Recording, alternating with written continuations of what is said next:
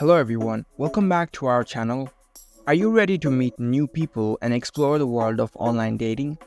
Today I'm going to show you how to download the Galaxy Dating app on your smartphone. Galaxy Dating is a fantastic app for meeting new people and making connections. So we're going to go through how to download its app. Let's dive right in. First of all, unlock your phone and make sure it is connected to the internet, and find the App Store if you're using an iPhone or the Google Play Store if you are using an Android device. Here I'm on my Android phone, so I'll go on and open my Google Play Store. Once you're in the store, you can see the search bar at the top of your screen. Tap on it. Now type Galaxy Dating app. You will see the Galaxy Dating app appear in the search results. Look for the official app. It should have this logo.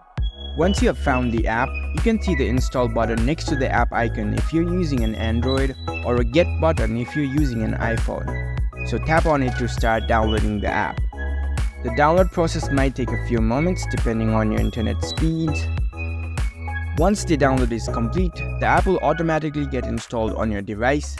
Here you can see the open button. You can directly launch the app from here, so tap on open.